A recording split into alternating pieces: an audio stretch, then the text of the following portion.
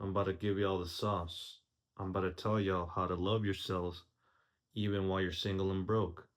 Okay? Now, I am both of those things, yet I still stand here in defiance, wanting to spread the love, man, the information. And I've broke it down into 6 actionable steps. I've got it written here. It might be blurry, but we'll go through the steps one by one.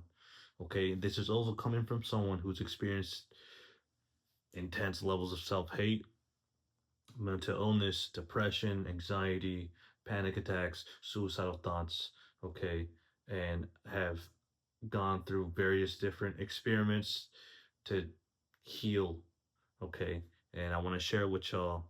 So let's get right into it. So step number one, make a vow towards yourself or for yourself, and then set some self-love affirmations. Now, I got this idea from a book. It's called Love Yourself Like Your Life Depended on It. Like, what a fucking title, right? So, this guy talks about like writing out some vow and then reading it every day. So, I got mine right here. It says, I vow that I'll choose self love and compassion every day for the rest of my life. Now, that's some fucking vow, man. I gotta do it every day, right? It's written on the paper. It means I gotta fucking do it. And I'll have it usually sat over here, and then I'll like get up and read it. I'll just like glance at it, look at it, and be like, "Oh yeah, that's right. I gotta love myself. Choose to love myself. I gotta do that for me, you know." And then the other one, this guy also mentions it in the book. I forgot the author's name, but I'll link it down below. Is to do an affirmation. Uh, if you're into self-help content, you'll be aware of what this shit is. So what I use right now actually is the sentence, the phrase, I am already worthy and I love myself. Okay. I've had many issues with self worth, so I figured, oh, that's a good one to do. Um, I suggest you do that, make that like a damn near permanent habit, or at least go 30 days. And if you could go 30 days, do 60 days. If you could do 60 days straight, do 90 days. Maybe even make it a part of your permanent, uh, what do you call it? Not hobby, but just a practice. That's the word. So I'm still doing it. I've been doing it for a while. Sometimes you slip and you don't want to do it no more, but I suggest you hop back on it. It's almost as if when you're telling your subconsciousness, your consciousness, your subconsciousness, I don't know, it sort of makes it so your entire being gravitates towards that fact. Like, in order for that to be true, I have to gravitate towards self love because it's going into accordance with my subconscious. At least that's how I think it works. I don't know. So it's helped me. Okay, it's helped me. I like remind myself, that's right, I gotta do stuff. Uh, or if I truly loved myself, this is what I would be doing. That's a great question to ask yourself. Again, I got that from the book. If I truly loved myself, what would I do in this situation? So, usually, whatever answer pops into your head is probably the answer you should go with. Uh, yeah, so that's step number one. Um, also, remember to just randomly tell yourself, like, just if you remember, just be like, oh, that's right. Like, I love myself. I love myself. I love myself. Okay, just randomly. If you remember, just be like, oh, that's right. I love myself. Okay, step number two is to forgive yourself and then forgive others. So I know this one could be really difficult if you've experienced trauma and have a lot of shame and guilt, and now you're really, really hard on yourself when you make mistakes and you feel like you're not able to stop, well, first of all, I'd seek therapy. Okay, I've done that. It's helped tremendously over the last five-ish years. Um, but one thing I do is another one of those affirmations. It's like called Ho'oponopono meditation, and essentially you just repeat, "I'm sorry, please forgive me, thank you, I love you," to yourself. And essentially, it's like you're apologizing to yourself, and maybe you're apologizing to some person you have in mind. Um, and maybe you might even reach a point, if you do this long enough. I think you will. I've done it, where I've apologized to myself in this meditation, and I feel like, fuck, I forgive myself. I forgive myself. I forgive myself. And then it just feels like a lot of love. It's like a lot of pain. You feel the pain in your heart. But then you like let go of it. It dissipates, and you let yourself feel. You let yourself feel. So, um, you might also it might also make you want to apologize to someone else. Do your due diligence if you've done someone wrong. Sincerely apologize, and then accept that they might not forgive you. They might do, but they might not. And you can't make them forgive you. You can't, like, hang your hopes on them forgiving you to relieve you of your guilt. That's just not how it always works. And sometimes you might not even get a response because they don't owe you nothing. They don't owe you a response. They don't owe you forgiveness. It is on you to forgive yourself and then to learn and be a better person for the people around you. Okay? So it's crucial. And then learn to be a better person towards yourself. You know, you are human and you are bound to make mistakes. Everyone is flawed.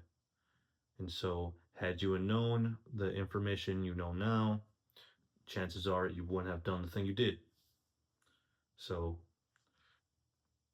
yeah, you are of more worth to the world, humanity, if you are here loving yourself and spreading that love.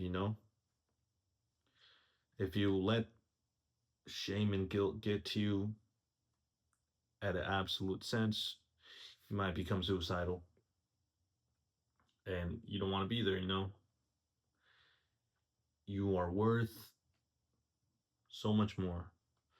So, yeah. And then the other part is to forgive others. Now, you might realize, hey, look, I've fucked up. I've fucked up before. And when someone else fucks up, you're like, I get it. I understand. I forgive you. It might still hurt. You might still not be able to be around that person, whoever. But you can forgive them for the sake of your own mental health. Um, Again, this isn't easy, so I don't blame me. I don't blame me. I don't blame you if you don't forgive someone for whatever they did. You don't owe them forgiveness. Um, but that might come with a cost, or maybe not. I mean, it might make you be more on guard and more safe in a sense. But yeah, that one's a little tricky. So I understand that one. That one isn't so easy. Um, and I feel like I've held grudges in my heart. Maybe I still do, and I just don't realize. But yeah, when you forgive others, you're like, it makes you realize the connectivity between us all. I mean that in a literal sense, not like a metaphorical. I mean like oneness. But it's just a theory, as far as I know. So yeah.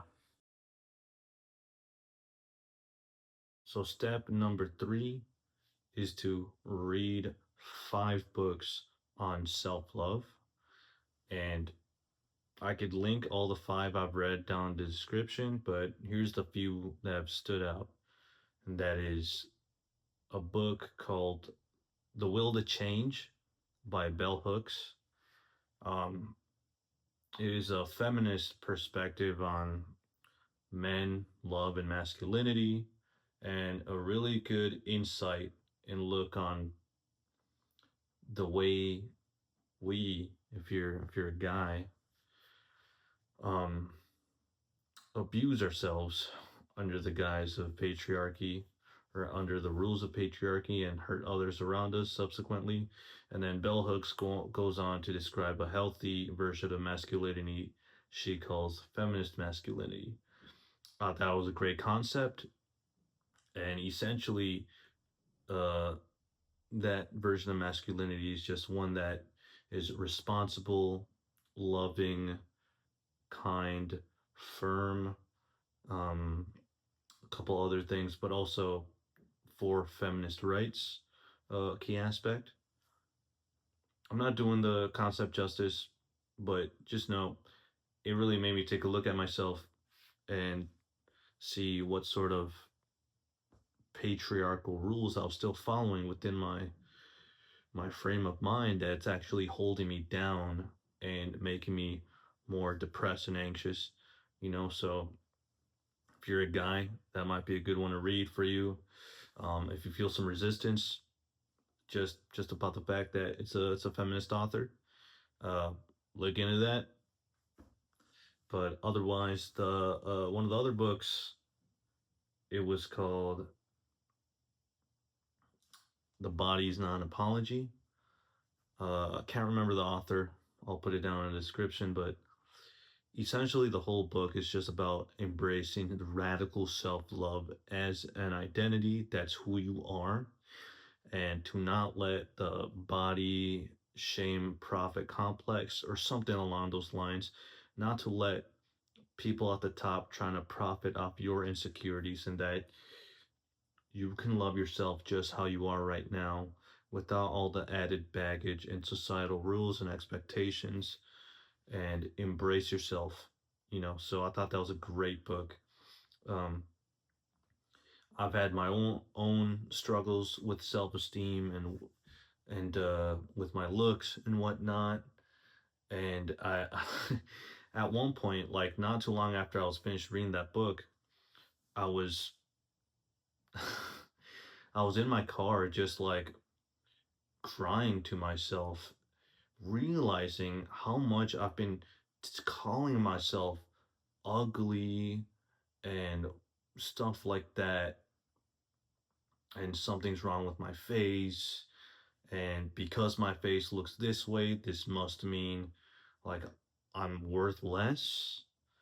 Uh, I'm less likely to achieve like a really great relationship or whatnot. And it's horrible things to believe about yourself, and the just the realization that feel like I've been believing that for so long was so tragic. And then I was crying so hard and like letting myself feel. All right, that's also key. Letting yourself feel those emotions, that guilt, that shame. And then the funny thing is too, I had put on some depressive black metal song called Seven Tears Are Flowing to the River or something along those lines. It's by Nargaroth. It's a great song. It enhanced the experience, and I was just crying so hard. And then, what I was saying to myself, I'm sorry. I'm sorry to myself. I'm sorry. And then I said to myself, all I've ever wanted was to feel accepted by you, man. And that's like I'm talking to myself, and then I respond to myself that hey, like I accept you for who you are, and I accept you for how you look. Like I love you. I love you just the way you are. And I'm having this conversation with myself, like along with like 15 minutes of crying, and it felt like such a good emotional release, you know? So yeah, that I think that was a result from that book, because in that book it has you do like 29 self-reflection, like journal writings or something of the sort. And I did all 29, and I was just driving home one day from like my friend's wedding, and I was just I was contemplating it all. And I guess over the last few years I've pushed that feeling of being feeling ugly all the way down, just to, man my way through it and be like, you know what, yeah, I'm ugly, but I can make up for it. I can make up for it with my personality. I can make up for it. It's just it's a horrible, it's not a good way to look at yourself, that you feel like you need to make up for something, um about yourself in another ways. It puts you in a losing position, especially when you're looking for love or looking for a partner. It's not good. All right, so great, profound book. Okay. um and hey, I feel like a handsome man, so therefore that's what I am. The third book was Love Yourself Like Your Life Depended on It. Again, I read 5 books, but these are the 3 that pop up in my mind. Love Yourself Like Your Life Depended on It. I mentioned why, or I mentioned the things that I've remembered the most about this book, and it's the affirmations and the vows. And so, yeah, I won't dive too much into that. So, um, yeah, I think it's a good thing to, if you're getting into a new topic or something, to read 5 books about it at least, whether it's business, love, relationship, economics, history. It gives you a good layout, a lot of information if you read 5 books. And I got that idea from the guy from actualize.org. So yeah, that's what I did with self-love, and again, it's been worth it so far. So that's what I recommend. Okay, so number 4 is to do shadow work and find ways to cope.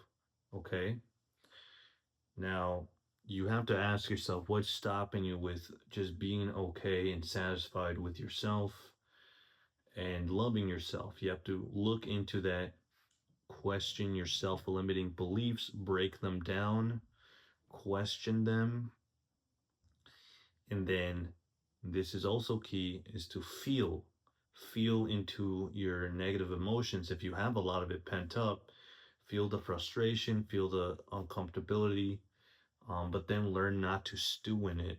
Okay, I've had to learn the balance between over analyzing my beliefs, over analyzing them, where I was just trying to escape feeling and not realizing I was doing that, versus feeling too much and then stewing on it, avoiding like the logical process of deconstructing a limiting belief. So you have to find that balance of feeling and then deconstructing logically. Okay, so that's paramount, I'd say. So one of the ways I've helped myself in this way is to go to therapy. Again, I've mentioned that before. Go to therapy, seek a psychiatrist. Also did that. I was on antidepressants for about a year or so, and I'm off them now. Um, Learn how to meditate, be still, just slow everything down and be still. Okay, you use that as a practice. See if it works for you. It might not either, it might not work for you. So, and contemplate, just contemplate your life, the things you've been through, the future. Contemplate, again, don't get lost in thought too long. Contemplate concepts. It's useful, you know. And then lastly, um, one of the things I've done is to do psychedelics for self-development purposes. Now, I have to stress that this one is very risky, especially if you're mentally ill, um, and really selfish. So I did ayahuasca a couple of months ago, and I've reaped from the rewards. Okay, it has unlocked a new level of self healing and new level of self love for me, but it's come with its downside. The risk is, for a while it left me in some existential crisis, like, oh, I don't even know what reality is anymore. But for me, I'm a spiritual seeker, and I want to experience God consciousness, spiritual enlightenment. Um, but I've got to focus on the down here first, the grounded stuff like self love. So essentially, I'm glad I took the risk. But if you're not interested in that, then it's really risky. It could give you, psychedelics can be really harsh on your nervous system. And after coming back from a psychedelic, you can be very, very, very fragile. And you might not have the capacity to deal with that after doing it. And it could really ruin your mental health if you are not ready, if you don't go in it with proper guidance. Okay. So I'd say only do this if you're willing to accept the consequences of psychedelics, and if you feel like you've looked into your own dark subconscious, and feel like you've looked at the darkest bits of yourself and who you are. If you feel like you've done that sober, then you might be all right on psychedelics. Again, it's very risky. You might, hey, look, if you do psychedelics like ayahuasca or DMT, the chances are you experience God consciousness on there. Um, for me, it was like I was having an ego death, and I was at death's door. But that's a story for another time. Just know it's very, very risky, and really be careful and do research when doing psychedelics. But it can be very, very, very helpful. It's high risk, high reward. So be very careful. Do not play around with these things. Do not do DMT for fun. Do not do ayahuasca for fun. It's not a drug to do for fun. I think it's a ceremonial drug. It's for the purposes of self development, I think. Uh, so, yeah, that is step number, what was it? 4. Do shadow work. Find ways to cope in your daily life, okay? Number 5, create your life's purpose, okay? Find something that'll help you get out of bed every morning and makes you want to live your life, you know? So just test for passion, try different hobbies and see what you really love doing. Try things out for 3 months, for 6 months, for a year. See if you like it, and shit, it might even be your career. It might not. Okay. So right now I'm testing with passion with these videos right now. This is me testing for passion and see if I really enjoy the process. So yeah. Also, creating your life's purpose will have you like look deep into yourself and really figure out what you really value, what your values are, what your top values are, which is an important thing. So it can be like a north star, your values, and so you don't put yourself in compromising positions. Um, so yeah, uh, for example, I've been making music for a couple of years. There's my mic right there. But after some point, after like maybe 2.5 years, I realized I didn't really care about making it a career. Um, but I still love doing this shit, so I'm still doing it. Um, I also wanted to be a pro wrestler. I went to pro wrestling school, and I graduated by the skin of my fucking teeth. And I realized, wait a minute, I actually don't like this as much as I thought I would. Okay. It took me 3 months to graduate. That's all the time I needed to figure out whether I want to keep doing that or not. And no, I did not want to keep doing it. The risk for concussions was really high. And yeah, I just did not want to mess with my brain. So, and just what I didn't find it that fun. So, yeah, that's an example for that. Also creating a life purpose statement, a mission goal, really helpful. So when I was making music, my mission statement was I want to inspire people with my music. I want my vulnerability to help other people open up within themselves and heal. Um, Something along those lines. So yeah, with wrestling, I think I just pro wrestling moved me emotionally sometimes. Like I've cried at pro wrestling matches. Like I've cried watching them and just felt moved deep in my heart. And I'm like, dude, this story of maybe fucking Kenny Omega and Hangman Adam Page versus the Young Bucks when Kenny kicked out at one. The absolute defiance, the willingness to keep going so late in the match and kicking out at one. It just I cried. And I thought I want to make people feel that. I want to make people feel this it's still fucking real to me, damn it. I want them to feel that inspired, you know? So that was the idea. I want to inspire people emotionally through my act of pro wrestling.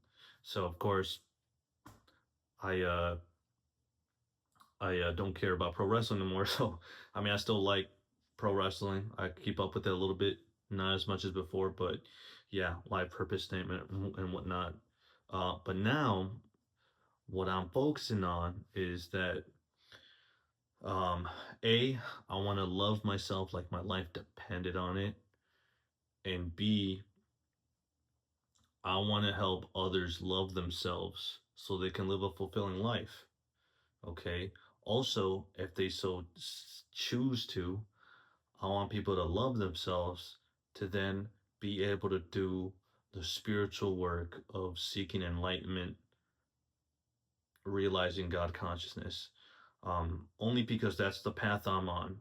That's the path I'm on. I'm doing this stuff and I want to experience God consciousness, but I want to be ready. You know, I want to be ready. I want to be, um, make sure I have my survival needs in check, that I'm not still in wage slavery, um, and that I can actually give myself time to spiritual seek. So yeah, I'm not no spiritual guru or nothing. I've not proven the truth through my own direct experience. Um, but that is my North Star. The self love and then truth. Okay? So if that's like you, then hey, that's another thing we have in common. Uh so yeah, life purpose, okay? So really have this be your North Star. And number 6, cultivate your friendships, your relationships, and your community. So I'm an extroverted guy. I have a good social circle, and I fucking love them. You know what I'm saying? I hang out with my friends plenty. I derive a lot of joy in it. Make sure you keep those around you that won't put you in compromising positions and that share some similar values. You know, um, even if you're introverted, it's good to have a friend or two or three. You know, and yeah, again, I derive a lot of joy. It's a lot of great fun having friends and I mean, we're social creatures, you know. We learn from each other too. We can really learn from each other. So, um, it's good not to get isolated so often, and especially if you're mentally ill. isolation can be very bad. So yeah, relationships now. I'm single, but I'm open to relationship. Um, I've just been trying to get out of that mode of like getting lost in my feelings and feeling like that's my main focus. Oftentimes, I feel like I'm swinging the pendulum. Um, Over the last couple of years, I feel like I've been swinging the pendulum of like I'll be focusing so much on my career, my purpose, or my creative hobbies. Then I'll swing the pendulum the other ways where I'm like, oh, I want a relationship. I want to get myself in a situationship or something, and I'm too focused on this, forgetting about this, or vice versa. I'm finding myself trying to level out. I'm not perfect. Sometimes it still happens, and that goes for anything on this list.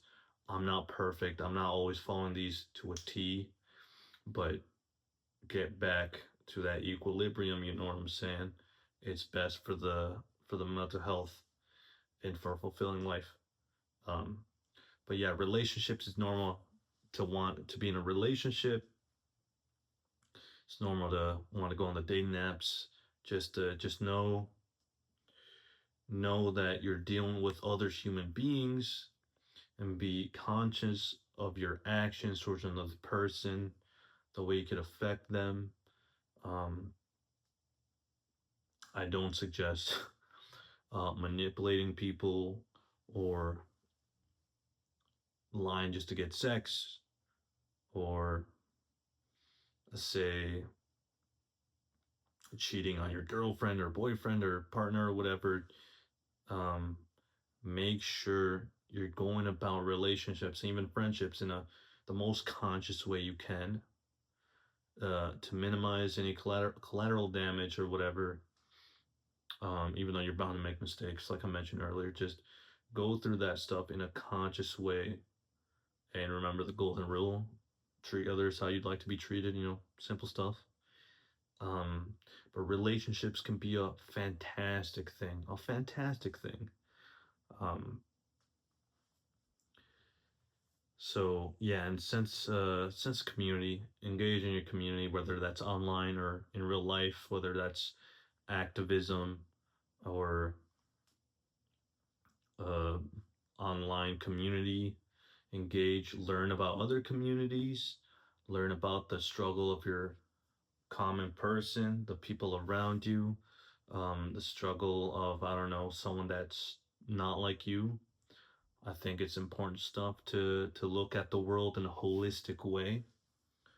So this is all, consider it an act of self love because they're also human, um, and you're human, and we're social creatures. So yeah, that's another key to this. I think this whole all these steps is to be really open minded. Okay, expect the unexpected sometimes, and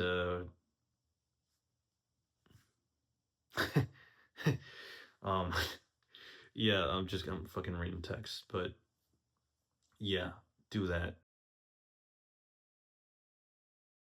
So that concludes the 6 steps. Um,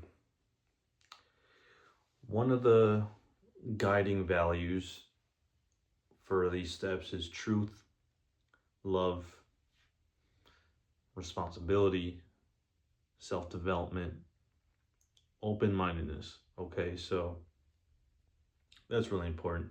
Again, you could do all this while you're broke and single, to varying degrees. It might take some creative ways of getting there, especially if with psychedelics and therapy.